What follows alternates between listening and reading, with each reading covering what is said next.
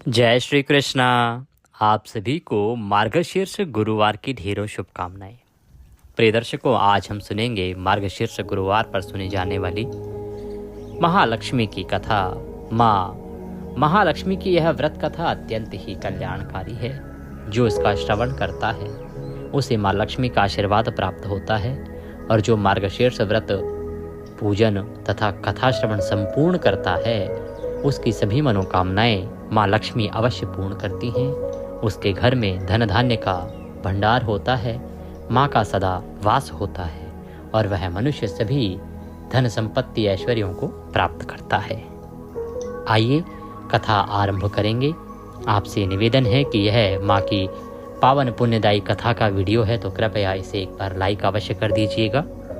और माँ की जो सही कथा जो पुराणों में वर्णित है उसके वीडियो बहुत कम मिलते हैं, तो मैं आपसे अनुरोध करूंगा कि इस वीडियो को अधिक से अधिक लोगों के साथ शेयर कीजिए, साझा कीजिए, जिससे कि सभी लोग सही कथा सुन के अपने व्रत को पूर्ण करें।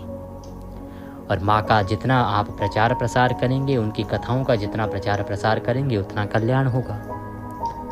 अपने व्रत की सफलता के लिए और माँ लक्ष्मी का आशीर्वाद प्राप्त करने के लिए कमेंट बॉक्स में अवश्य लिखिएगा जय महालक्ष्मी। आप देख रहे हैं देवभूमि ज्योतिष संस्थान का प्रतिष्ठित YouTube चैनल देवभूमि धार्मिक। हम यहाँ सभी व्रत और त्योहारों की सही शास्त्रीय जानकारी प्रदान करते हैं। ज्योतिष शास्त्र और पंचांग के आधार पर आपको बताते हैं कौन सी तिथि कब है, व्रत आदि कब करना है, क्या विधि है, क्या नियम है और क्या गलती नहीं करनी है। यदि आप सभी व्रत और त्योहारों की सही शास्त्रीय जानकारी पाते रहना चाहते हैं तो कृपया चैनल को सब्सक्राइब कीजिए और बेल आइकन को प्रेस कीजिए। जब आप सब्सक्राइब का बटन दबाएंगे तो वहाँ एक घंटी का निशान बना हुआ आएगा, उसको अवश्य दबाइएगा, तभी आपको हमारे सारे वीडियो प्राप्त होंगे, अन्यथा आपसे जानकारी छूट जाएगी। आइए प्रिय दर्शकों, कथा आरंभ करते हैं। माँ लक्ष्मी के चरणों का ध्यान कीजिए। आशा करते हैं कि आपने विधि पूर्वक पूजन कर लिया होगा। माँ के चरणों में मन को लगाएं और कथा सुनना आरंभ करें। बोलिए लक्ष्मी माता की जय। अथ मार्गशीर्ष महालक्ष्मी व्रत कथायां प्रारंभः। भारतवर्ष के सौराष्ट्र देश में द्वापर युग की यह कहानी हुई है। द्वापर युग में भारतवर्ष के सौराष्ट्र देश में भद्रश्रवा नाम के राजा राज्य करते थे। वे बड़े ही पराक्रमी थे। उनकी रानी का नाम था सुरचंद्रिका। रानी दिखने में सुंदर और सुलक्षणा थी तथा पतिव्रता थी। उन दोनों को 7 पुत्र तथा उसके बाद एक कन्या का वरदान मिला था। कन्या का नाम था श्याम बाला। एक बार महालक्ष्मी जी के मन में आया कि जाकर उस राजा के राजप्रसाद में रहें। इससे राजा को दुगनी धन दौलत की प्राप्ति होगी और वह इस धन दौलत से अपनी प्रजा को और सुख दे पाएगा। गरीब के घर अगर रहे और उसे धन दौलत प्राप्त हो तो वह स्वार्थी की तरह केवल अपने ऊपर ही खर्च करेगा। माँ लक्ष्मी ने सोचा कि अगर मैं किसी गरीब के घर जाके रहूंगी तो वो क्या होगा, उसको धन दौलत मिलेगा, वो स्वार्थी होगा, केवल अपने ऊपर ही उस धन का खर्चा करेगा, अपने धन के लिए अपने धन का अपने ऊपर ही प्रयोग करेगा, उपयोग करेगा। परंतु यदि मैं इस राजा के महल में जाके रहती और मेरे रहने से इसको खूब सारा धन संपत्ति मिलेगी तो उससे ये अपनी प्रजा का भला करेगा, अपनी प्रजा के उपकार के लिए और अच्छे अच्छे कार्य करेगा, जिससे कि पूरी प्रजा का भला होगा। तो माँ यह सोच के उसके घर जाने का विचार करती है। ये सोचकर श्री महालक्ष्मी जी ने एक बूढ़ी ब्राह्मणी स्त्री का रूप धारण किया। हाथ में लाठी लिए लाठी के सहारे रानी के द्वार तक पहुंची। वह लाठी के सहारे चलती चलती जहां रानी का महल था वहां पहुंच गई। यद्यपि उन्होंने बूढ़ी औरत का रूप धारण किया था, पर उनके चेहरे पर देवी का तेज था। उन्हें देखते ही एक दासी सामने आई। उसने इनका नाम, धाम, काम, धर्म सब पूछ डाला। दासी ने पूछा, तुम कौन हो, कहां से आई हो, क्या करती हो, क्या काम है, क्या धर्म है तुम्हारा। वृद्ध ब्राह्मण का स्वरूप धारित माता लक्ष्मी ने कहा, बालिके मेरा नाम कमला है, मेरे पति का नाम भुवनेश है, हम द्वारिका में रहते हैं। तुम्हारी रानी पिछले जन्म में एक वैश्य की पत्नी थी। वैश्य का अभिप्राय होता है व्यापारी की पत्नी थी। वह वैश्य गरीब था। दारिद्र्य के कारण हर रोज घर में झगड़े होते थे तथा उसका पति रोज उसे मारता था। इन बातों से तंग आकर वह घर छोड़कर चली गई तथा वन जंगल में खाली पेट भटकने लगी। उसकी इस दुर्दशा पर मुझे दया आई। तब मैंने उसे सुख संपत्ति देने वाली श्री महालक्ष्मी की कथा सुनाई। मेरे कहने पर उसने श्री महालक्ष्मी का व्रत किया। श्री महालक्ष्मी का व्रत करने से माँ महालक्ष्मी प्रसन्न हुई और इसके प्रभाव से उसकी गरीबी दूर हो गई। उसका घर, संसार, दौलत, संतति, संपत्ति ये सब से भर गया। उसको खूब धन मिला, दौलत मिली, संपत्ति मिली। बाद में पति पत्नी दोनों परलोक सिधार गए। सभी ऐश्वर्यों को प्राप्त करके अंत में वो परलोक को प्राप्त करते हैं। लक्ष्मी व्रत करने के कारण वे लक्ष्मी लोक में रहे। उन्होंने जितने साल महालक्ष्मी का व्रत किया उतने हजारों साल उन्हें माँ लक्ष्मी के लोक में सुख भोगने को मिला। इस जन्म में उसका जन्म उसी पुण्य के प्रताप से राजघराने में हुआ है, परंतु वह श्री महालक्ष्मी का व्रत करना भूल गई है। उसे यह याद दिलाने ही मैं यहाँ आई हूँ। बुढ़िया की बातें सुनकर दासी ने उन्हें प्रणाम किया तथा श्री महालक्ष्मी का व्रत किस तरह किया जाए इस बारे में पूछा। बुढ़िया का रूप धारण किए हुए श्री महालक्ष्मी माता ने दासी को पूजा की विधि तथा महिमा सब बताई। इसके बाद वह दासी माता को प्रणाम करके रानी को बताने के लिए भीतर चली गई। राज वैभव में रहते हुए रानी को अपने ऐश्वर्य पर बहुत घमंड हो गया था।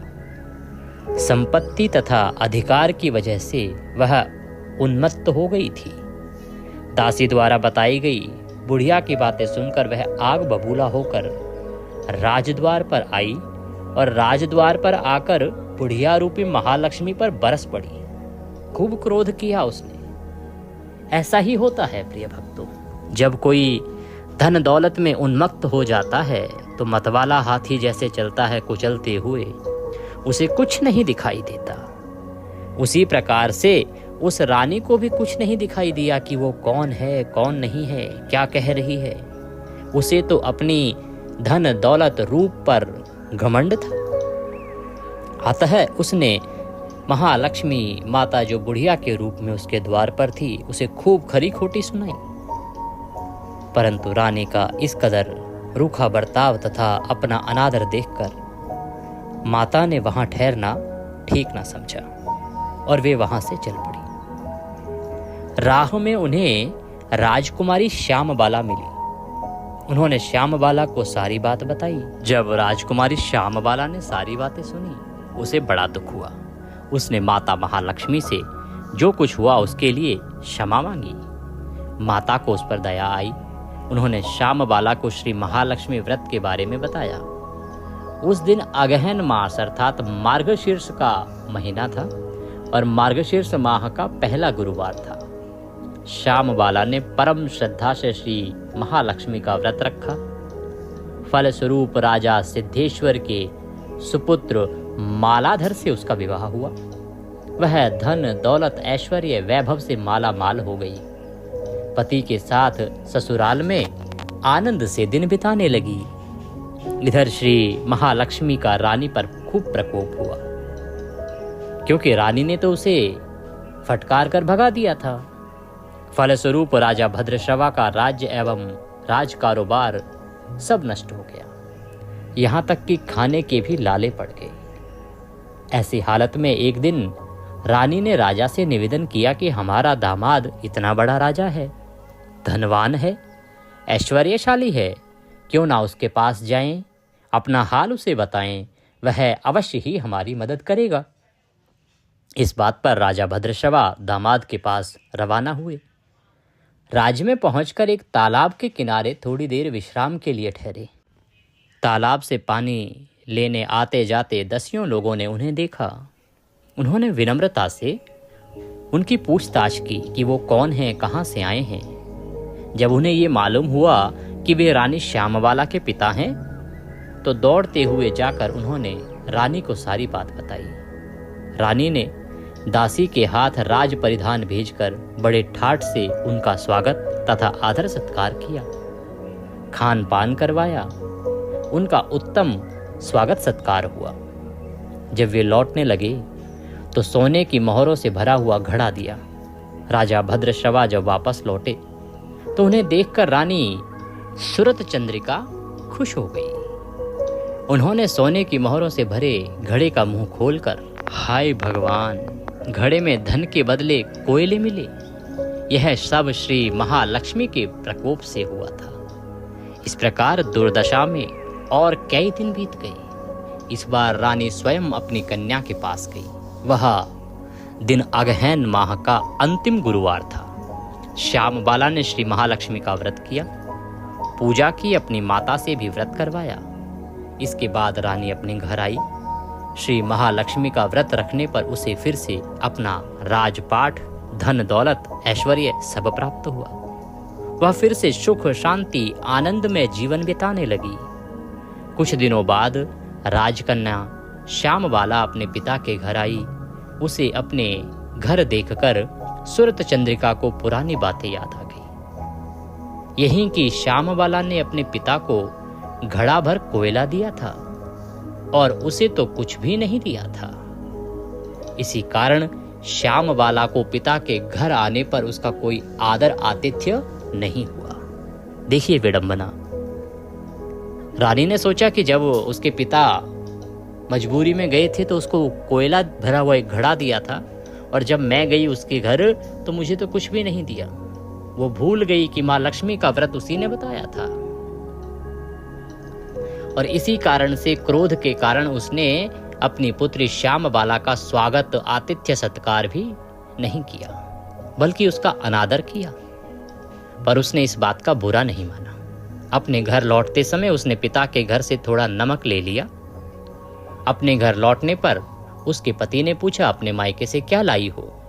इस पर उसने जवाब दिया, वहां का सार लाई हूं। पति ने पूछा, इसका मतलब क्या हुआ?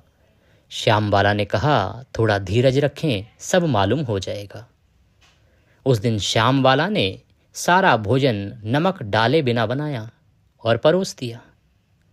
पति ने खाना चखा, सारा खाना नमक बिना था, इसलिए स्वाद न आया। फिर श्यामबाला ने थाली में नमक डाला, इससे सारा भोजन स्वादिष्ट लगने लगा।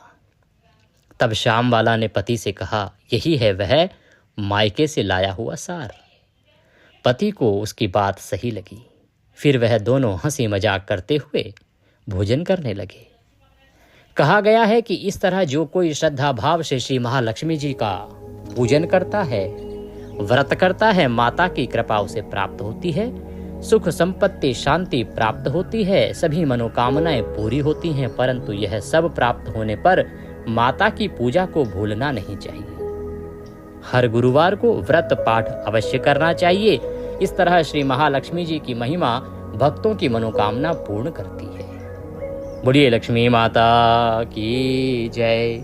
इसी के साथ यह मार्गशीर्ष मास पर सुनी जाने वाली महालक्ष्मी की पुराणों में वर्णित कथा पूर्ण होती है।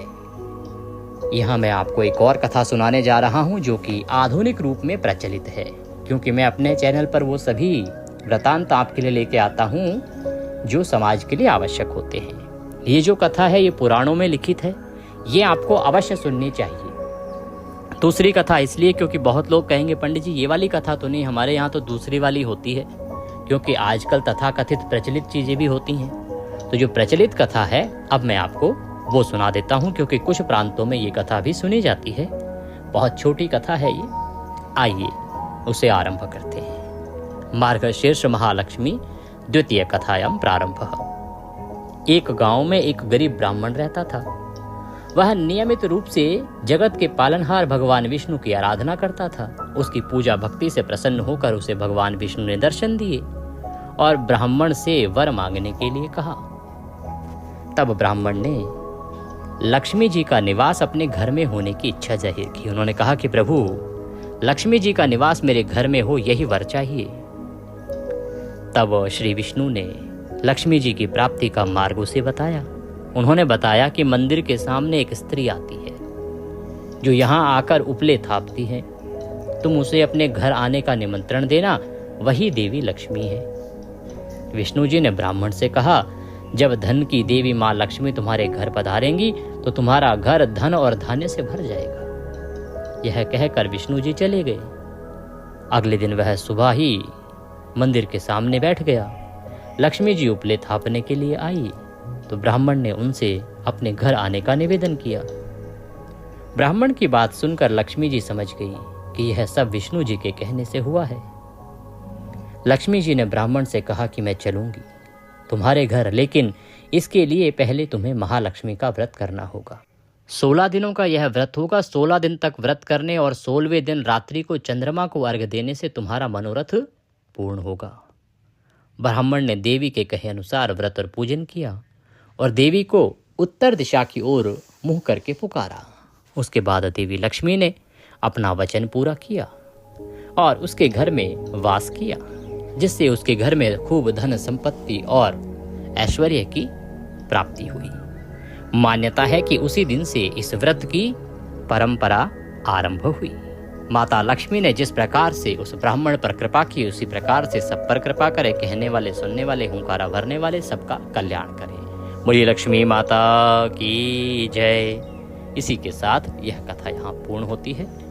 अब आप माँ लक्ष्मी की आरती कीजिएगा और इसके साथ कनकधारा स्तोत्र का श्रवण अवश्य कीजिएगा। कनकधारा स्तोत्र मैंने दिवाली के समय अपलोड किया था। मैं लिंक उसका यहाँ डिस्क्रिप्शन बॉक्स में दे रहा हूँ। डिस्क्रिप्शन बॉक्स में जाके कनकधारा स्तोत्र सुन लीजिएगा। 5 मिनट का स्तोत्र है, लेकिन बड़ा कल्याणकारी है। इसे आपको महालक्ष्मी व्रत में अवश्य ही सुनना चाहिए। कल पारण जब भी आप करेंगे, गुरुवार के अगले दिन इसका पारण होता है। पारण कैसे करना चाहिए उसका वीडियो मैंने अपलोड किया है, उसको अवश्य देखिएगा, क्योंकि पारण आवश्यक है। बिना पारण व्रत पूर्ण नहीं होता, पुण्य फल प्राप्त नहीं होता। तो पारण की विधि कैसे करना है, पारण और पारण का मुहूर्त मैंने उसमें बता दिया है। आप वह वीडियो भी अवश्य ही देख लीजिएगा और प्रतिदिन सुनना ना भूलिएगा मार्गशीर्ष महात्म्य, क्योंकि मार्गशीर्ष की महिमा कार्तिक मास से भी अधिक है। समझोगे, सुनोगे तो जानोगे। भगवान नारायण की कृपा अवश्य प्राप्त करें। कथा के उपलक्ष्य में यदि कोई भी दक्षिणा आदि हमें भेजना चाहते हैं तो दिए हुए नंबर पर, जो स्क्रीन पर 900 से नंबर आ रहा है, उस पर भेज सकते हैं, या जो उसके साथ में QR कोड आ रहा है उसको स्कैन करके भी सीधे हमारे बैंक खाते में भेज सकते हैं। भगवान नारायण सब पर कृपा करें। माँ लक्ष्मी की कृपा सबको प्राप्त हो। हरे कृष्ण।